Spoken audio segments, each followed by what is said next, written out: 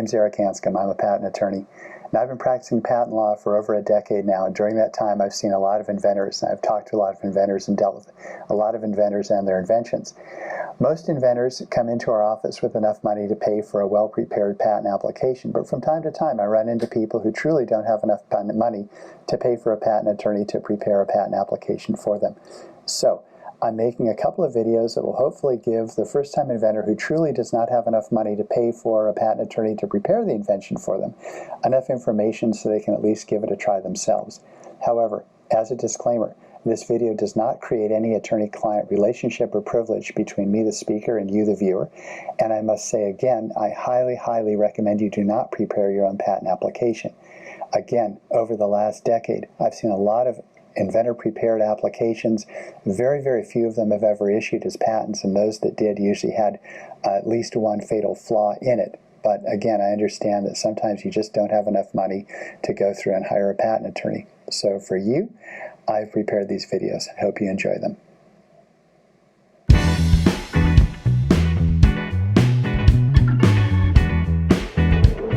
When you're thinking about preparing a utility patent application, you have to ask yourself a number of questions.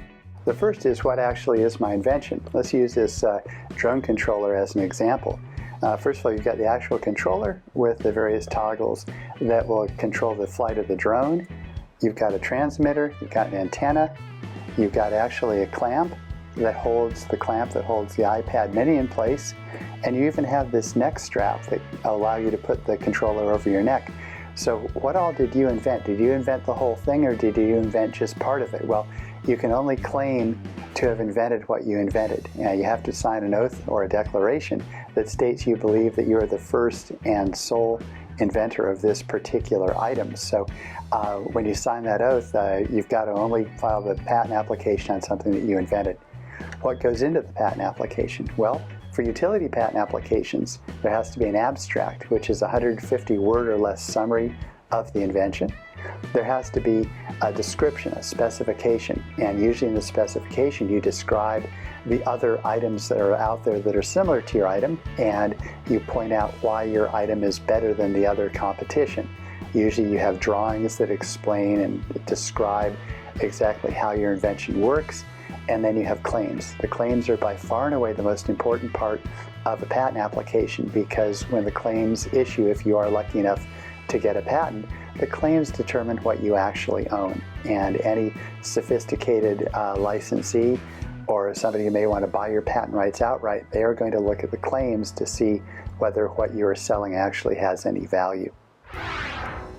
What do you need to submit again with the utility patent application? Well, you should have an IDS, which is an information disclosure statement that lists the other patents that you believe are close to your invention or other prior art that you're aware of at the time you submitted the patent application.